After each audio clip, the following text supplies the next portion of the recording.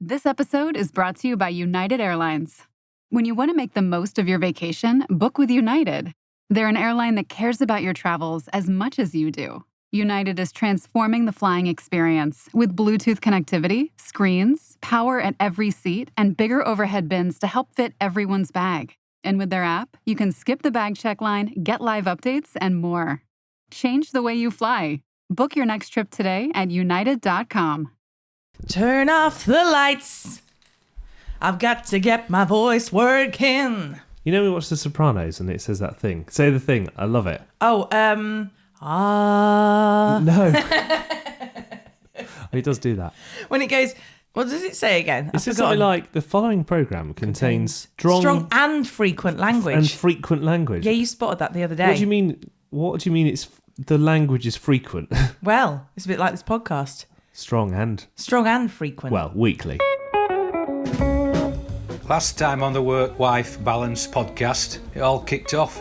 Let's get a coffee date in and go to a soft play. Yeah, okay, right. So you go there, you take your kids, and then you're like, right. So how's your day? Yeah, it's okay. Jimmy, come down from there. Stop it. No, don't hit your sister. And then I realised he was from Harlow and I was from South London. I'm so sorry. Please allow your child to go up the slide at any time. Fiesta, baby! Right, get on with it.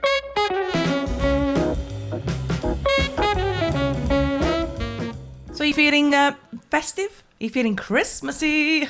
I feel packed in. I feel surrounded. Packed in? Yeah. Oh, that's nice. Well, what do you mean packed in? It's claustrophobic. What, Christmas itself? Yeah. As a concept? It's making me feel... I feel contained and I don't like it. No, Merry Christmas claustrophobia. Because Santa claustrophobia. Please stop. It's because I'm a dad now, so I can get away with that. So it's because there's so much. I mean, I don't want to say shit, but there's so much Christmas. There's a lot of shit in here. Yeah, it's oppressive. No, the Christmas shit isn't in here. This is all the shit that's had to be moved because of the Christmas shit. Oh, so this isn't Christmas shit? No. We've got our old duvet in here. What's that in the box? We've got a box. Just wrap it up and give it to Theo as a Christmas present. Got old clothes here. It just needs to go up in the attic because we haven't got space for it downstairs now that we've got all the Christmas tat out. The run up to Christmas is happening. Just describe our street alone. There's a house on the street, right? And it's gone well overboard for Christmas. Deep in. Like, hats off to this bloke. I mean, every time we drive Santa by... hats off. Why is this turning into a Christmas special episode as well? Like, it's not near enough. We got the Christmas tree yesterday. Oh, yeah, that was quite nice, wasn't it? Wait, I need to talk about this house, though. This house has changed our lives. Every time we drive past this house, little Theo in the back, like, stretches his neck out and goes, because this house has made itself into a giant present with all the Christmas lights. And it's got moving reindeers and snowmen.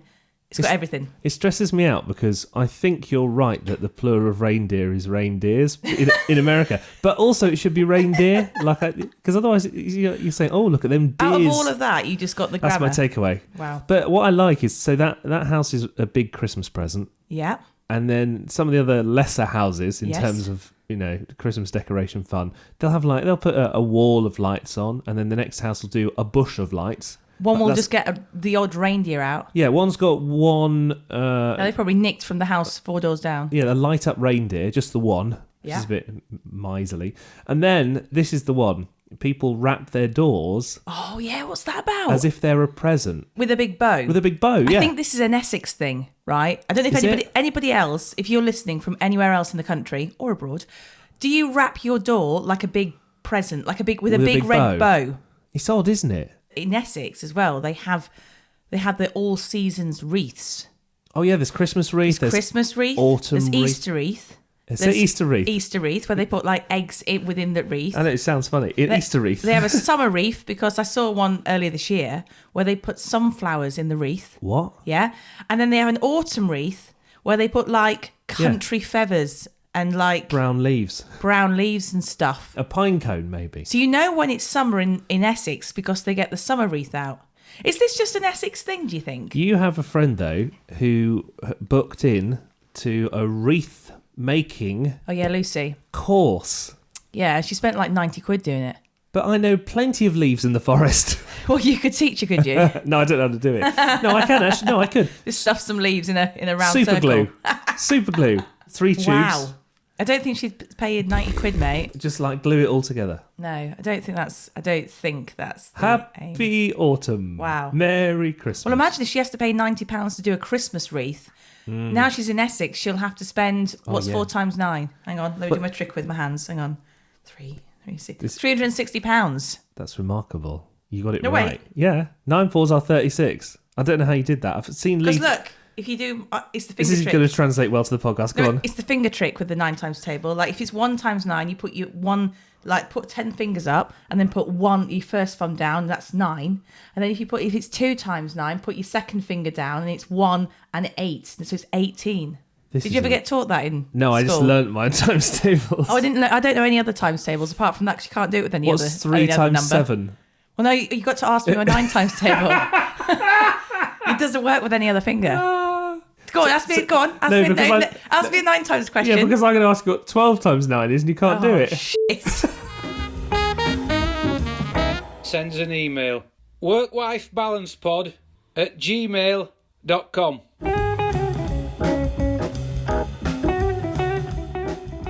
Anyway, back to Christmas. I was in the hairdressers today. And my hairdressers are batty. They won't mind me saying this, but they are. They're really crazy. I love them. I love it. Yeah. I just love them so much. They have is it a sheep?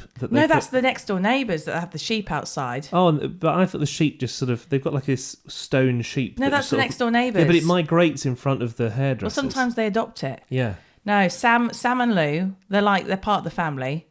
And basically, every year they do really crazy Christmas decorations. So do you know what the theme is? Let's see if you get it, because it took me ages, right? Name me some decorations. Okay. So they've got like loads and loads of baubles and Christmas lights. Like it's a bit much while you're getting your hair done, right? Yeah.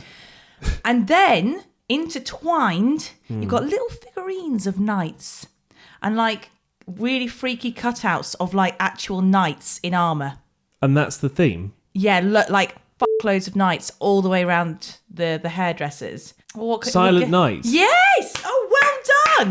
Oh no. Oh, you got it! We're on the same wavelength. Well, not me, because it took me ages. I was going Christmas nights, night before Christmas. Well, the problem is, I don't want to, rain on the parade, but that's not how you spell Silent Night. No, I know. I said that they needed to put like little Z's. Yeah. Like beds around. Yeah, or zippers on their mouths. And then it's like, That's a bit freaky. That's nice. Our tradition is that you won't allow me to have tinsel anywhere No tinsel. near. So we get the tree, tinsel. we get the tree home, and I'm like, yay, Christmas. It's a real tree, so you cut the tree bag out of it. It's funny when you get a tree. You spend Tree bag? You mean the netting? Yeah, you spend ages picking a tree, and then the guy there goes, "Oh, is it this one? Is it all right?" And like lugs it to this machine, which is specially designed to put a netting around a Christmas tree in a one-off. One sweep action. Yeah, shove the tree through the netting and then pull it out the other skill, that. side. It's amazing how they do it. The skill. Imagine inventing that. You must have been like, I am a genius. Yeah. And then you get the tree home, you cut out you cut the bag. That's and then my job. The tree gives birth to the tree. Hallelujah. And then I go, right, let's get the decorations. Look in the box. There's baubles that we've collected from around the world for the memory tree. Oh yeah. The memories that we've got. And then I go, right, let's get the lights and the tinsel. And you're like, nope, the tinsel has been binned. We don't have tinsel in our house. Why not? It's tacky. Famously, I would say that of all the Christmas decorations, No. tinsel is number one. Tinsel's up there, right? No, it's not up there. So with probably won't let me put it up with there. tackiness of the things that we used to have as kids that used to hang on the ceiling. Oh, Those the paper decorations. The 90. No, well, they were sort of like papery, silver and They're red. disgusting. They look like what I could describe as like Chinese lanterns, but They make me vomit. They'd fold open. Oh yeah, let's get Like Chinese lanterns. Can we get some of them? No. Merry Maybe Christmas. one year, right? We could do a 90s themed Christmas and but just get it all out. And this year. that 1 year, no, not this year, 1 year you can have your tinsel. Could do it this year. That'd be good. What actually. colour tinsel do you get? At least tell me. All sorts. No! Silver. Just stay with gold, at least. Not gold. Ugh, silver. No, and it gets everywhere. And Theo would eat it. He's already eating the little Tree. weight that's keeping your balloons down, your birthday balloons. Oh, is he? Chris was 35, by the way. How do you feel about that? Which I described as the halfway point. Yeah, he says, "Oh, I'm halfway through my life." You're outraged at that. Are you That's like, joking? I'm at my absolute peak. Are you? If I was a mountain, Is this the best you're going to get? if I was a mountain, I'd be at the top right now. I'm standing at the pinnacle of my life, and I'm wondering, why does my calf hurt? Wow. Yeah, you said the other day, oh, I ache everywhere. I feel tired. Why does my bum hurt? I said, welcome to 35. Many comments. Have people actually been listening, for starters? Yeah. They actually listen to this shit? That's nice. Thanks for your Well, support. it's just kind of rambling on, isn't it? Yeah. I like it. It's quite therapeutic. It's mostly comments from your hairdressers. Yeah. But in amongst that, them slagging you off Oh, yeah. and saying, oh, she only tipped £2. But she's got good hair. Yeah, she does have good hair. This is a message from Joe who says, I love this podcast. It's a great listen. There's many moments where I genuinely laughed out loud. Many. Would have preferred more that just like constant. I mean, I'm just pleased he laughed at all, to be honest. Well, this is Joe, who's a lady, so Oh, right. nice. Oh, you get the same thing as me. That's so irritating. Every time I ring somebody up, they go, oh, this is a nice surprise. No, tell me, that's when you're filming somebody with your. Yeah, whenever I like turn up at a job, because I work in news, and like they go, oh, this is a nice surprise. I thought Leigh was a geezer. Yeah, Like, I mean, well, you're, surprise. and then they talk to you, and they're like, actually, I would have preferred you're a geezer. It says, what a sorry, Joe. Sorry, Joe. What a fantastic idea, husband and wife talking about married life, living together, working together, and also in your first series, the global pandemic. Do you remember that? We kind of documented that in a way. That's I'll play quite cool, isn't it? Theo will be like, what was the pandemic like? And we'll go, listen to season 1, son. No. I'm definitely right. I'm definitely going to be like my nan. Back in my day, during the pandemic of 2020, We could only do one form of exercise a day. I'm going to really. I don't even do none. Yeah. We could just walk around our estate. Yeah. Keeping a distance that was safe. Keeping our distance. It says the podcast is guaranteed to make you smile, which is nice. Ah, thanks. Mike on X, formerly known as Twitter, says, I had an amusing listen last evening. Oh, nice. It's been a while and it's enjoyable. I like an amusing listen. The whole listening experience was just amusing. A little wry smile. That's what we brought out in him. And then I put out a message that says, is it acceptable to get divorced? Because my wife has asked me to make a banana sandwich. And I took a picture of this and put it on our @WorkWifeBal Twitter experience. Yeah. And it was, I would say, divided the nation. Go on. What? So What it's does a it picture say? of a banana sandwich. Is it good? Is it a good one though? Well, it's how you like to have a banana sandwich. Okay. So it's like thinnish slices of banana on laid out on one side. Yes. And then on the other piece of bread, Yes. butter. Yeah. You're saying it like White that's bread. absolutely fine. Yeah. And then it's, so that's the picture. I've got it here. Well, you've made it's not the same one because that was about 2 weeks ago, but Well, it might be. you've made yourself. So let me just give you a flavour of the comments here. So Go on then. Tim, who I would say is one of our more committed listeners. Stop eating it. It's making me feel sick. All right. He says, my mum used to give me those, but yes, it is acceptable to get divorced over that. Did your mum used to make you a banana sandwich? Like, where did this come from, this whole thing? I think Because your mum's not the best. cook. I mean, cooks are like the best sort of food compiler. Cooking's, I always thought it was funny that for somebody who cooking wasn't a priority in her life, in recent years was very forceful about wanting to get a new kitchen. And specifically a very shiny new hob and oven. Yeah. And I kind of thought... I think it's just aesthetics, really. Of all the rooms... Yeah. To Of want all to- the rooms. I think it might be a northern thing. What, a banana sandwich? Yeah. I don't know. It's like in the same category as eggy bread. Yeah, which I is... think we just put lots of eggy things bread with bread. is the northern term for... What's it the northern term for? It's something French like toast. French toast, which sounds so much more posh. Eggy bread, love. Well, you just get an egg and you whisk it and then you dip your bread in it and then you fry it. Get some of that eggy bread. That's what I give Theo. That's what I used to have as a kid if I was feeling poorly. Eggy bread. Banana sandwich is like a nice Saturday afternoon delight. Is it? After 12 o'clock, yeah. Mel, who does the artwork for this podcast, says that you need a bit of ketchup in there. What, on the banana sandwich? I think she's joking, hopefully. Otherwise, season 4. Gotta get some new artwork, Well, Mel. that reminds me, actually, my sister used to have salad cream sandwiches. Oh, what, on its own? Yeah. Just salad cream in, and to be honest, I sometimes had that as well. Is this I like think that's when Northern Mum couldn't be bothered to cut up the bananas, so the bananas were gone, so we just had salad cream sandwiches. My dad did great baked beans on toast. My dad used to do breakfast for dinner, so it was like bacon and eggs and baked beans. That was all he could make, and we'd have that for as dinner. So breakfast for dinner. Yeah, you could have that. Yeah, all day breakfast basically. Well, yeah, but that's all he would do though, and he'd always do a bit of black pudding as well. Well, it's either that or a banana sandwich. Which do you prefer? Well, but so far you've listed 3 of I think what you might consider the top 5 northern foods. So you want the other 2? I don't know if you've got another 2. Yeah. Cheese, chips, and gravy. I think that's actually number 1. Yeah, that is a good. That to be honest, when you think of Yorkshire. Yeah. I mean, I know you've got the Yorkshire pudding. Yorkshire pud. And you've got like pie and peas. Well, this is what I find bizarre. On a night out, your end of a night out in Wakefield and Leeds, yes, would be Wakefield. This one. So in Wakefield, it's Wakefield specific. Chips, cheese, and gravy. Yeah, sure. But then there'd also be unlike in the south, there'd be a pie shop. A pie shop, and it used to be open till 4 a.m. And people would have a pie. It was packed out at the end of the night. So cheese, chips, and gravy, or if you're feeling a bit frisky, cheese, chips, and mayonnaise. Right. 2 staple takeaways for a northerner, right? But the gravy's a stretch, but go on. I used to have it at university. Did you? Yeah. In Cambridge. In Cambridge. In Cambridge, they'd stretched. What did they do? Make their own gravy? They wouldn't use OXO, would they? Well, no. They had we called it the van of life, where you'd go and have after you go clubbing, and then the other one there was another van. I don't know what it's called, but we call it the van of death. Wow. Which was better and that's tastier. the one that the cheese, chips, and gravy was in, probably. Yeah.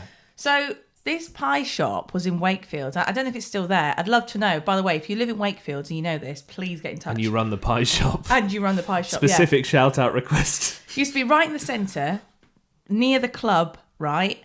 And you used to come out, kind of topple out the club, and you go, oh, what do you fancy, mate? Cheese, chips, gravy? Nah, mate, tonight's a pie night.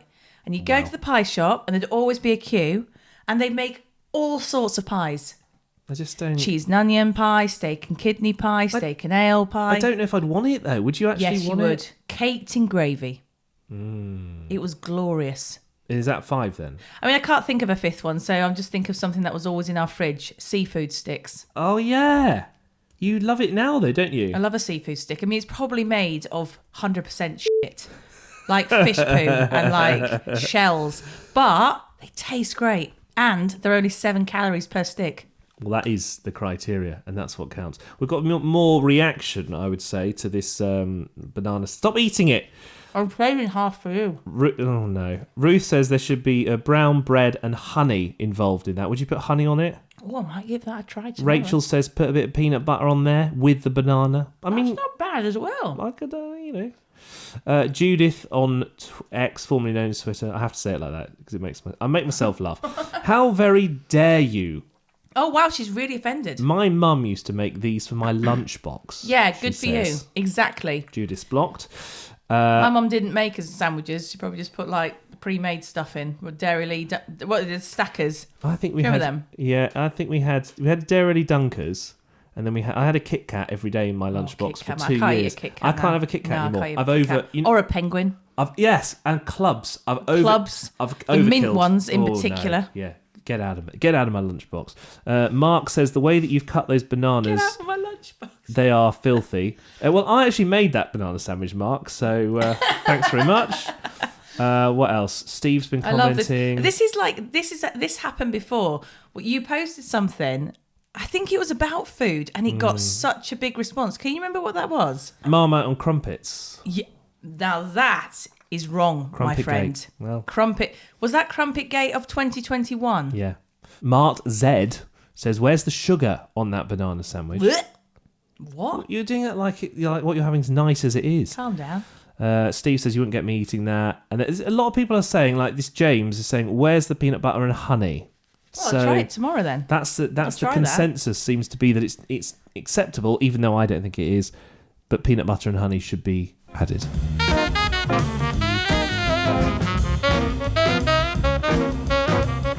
Monday's fun day.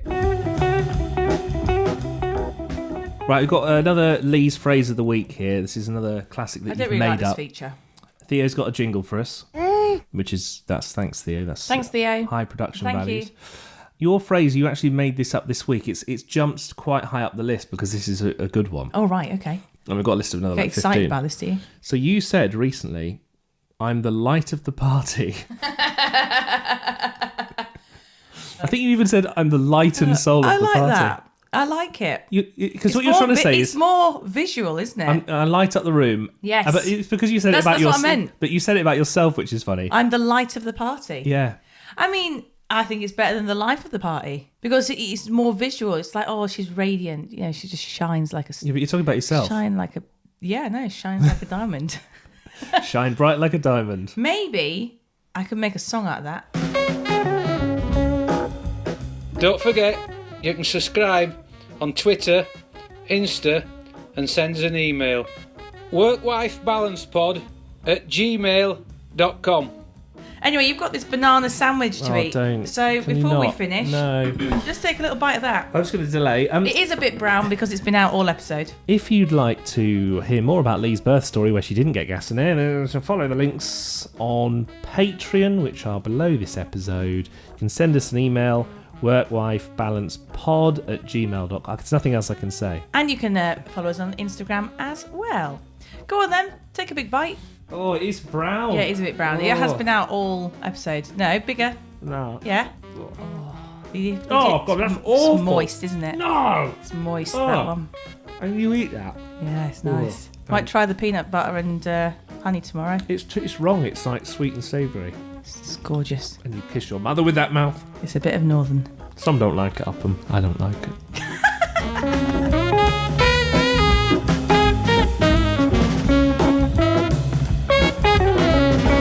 That is appalling. Are you tired of seeing your teen or young adult struggle on a path that clearly isn't the right fit? Is your teenager confused about which direction to take after high school? The future of work is changing rapidly, and our kids need to know all of the options available after high school so they're empowered to make the choice that is best for them. In each episode, we explore the latest trends that are shaping the opportunities of today and tomorrow. I'm your host, Betsy Jewell, and this is the High School Hamster Wheel Podcast.